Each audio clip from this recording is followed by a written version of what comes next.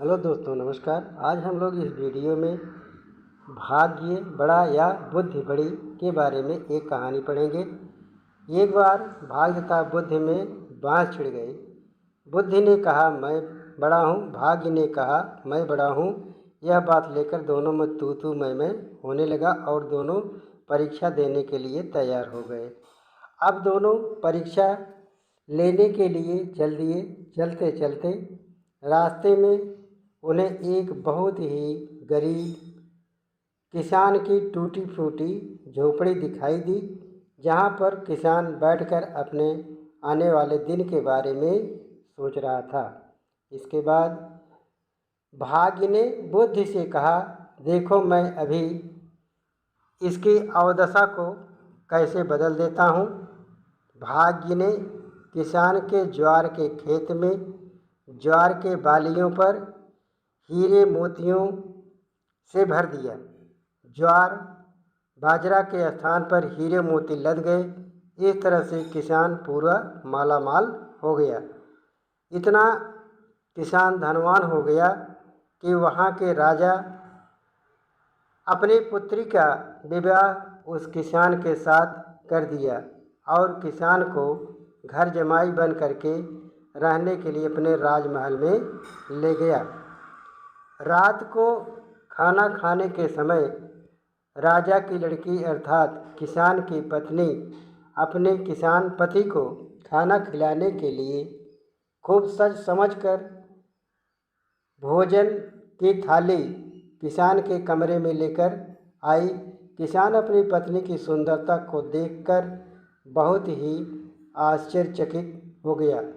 उसे लगा कि कोई स्वर्ग से सुंदर परी आई है जो उसे स्वर्ग में उड़ा ले जाएगी।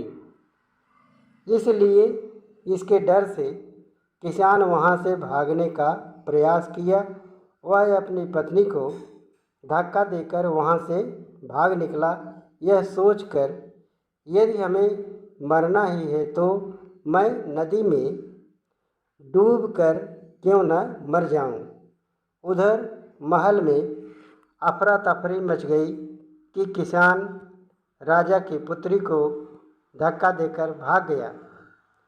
राजा ने तुरंत सैनिकों को आदेश दिया कि जाओ उसे पकड़ करके मेरे दरबार में ले आओ।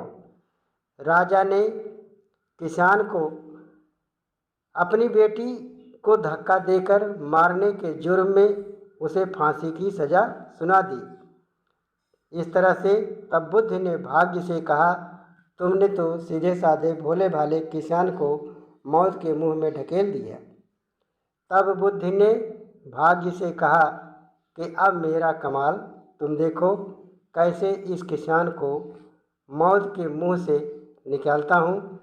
बुद्धि तुरंत किसान के अंतरात्मा में प्रवेश कर गई और किसान ने राजा से कहा, गुस्ताखी माफ़ हो हुजूर, मैंने नदी की तरफ किसी के रोने चिल्लाने की आवाज़ को सुनकर नदी की ओर भागा था।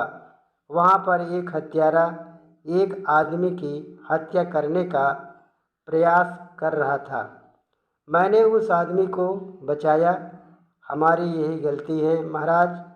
भागते समय राजकुमारी को मुझसे धक्का लग गया, लेकिन अफसोस मैं राजकुमारी को सहारा नहीं दे सका। यदि मैं राजकुमारी को सहारा देता तो उधर बहुत बड़ा अनर्थ हो जाता।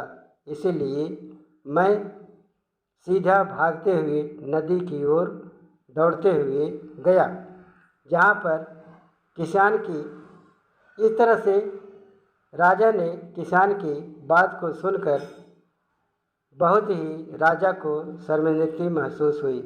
उसने किसान से कहा, बेटा हम लोगों से भूल हो गई, हम लोगों को गलतफहमी हो गई थी, बेटा हमें माफ़ कर देना।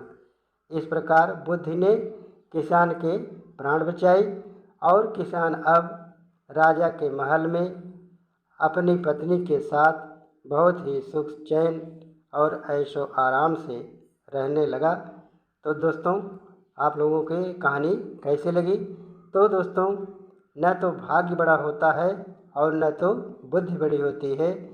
दोनों एक दूसरे के पूरक हैं। बिना दोनों के साथ रहने से कोई काम नहीं होता। इसलिए दोस्तों, न तो भाग्य बड़ा है और न तो बुद्धि बड़ी है। आशा करता हूँ कि यह वीडियो आप लोगों को पसंद आई होगी। दोस्तों, अगर ये वीडियो आप लोगों को पसंद आई हो तो हमारे चैनल को सब्सक्राइब, लाइक और शेयर ज़रूर करना। Thank you.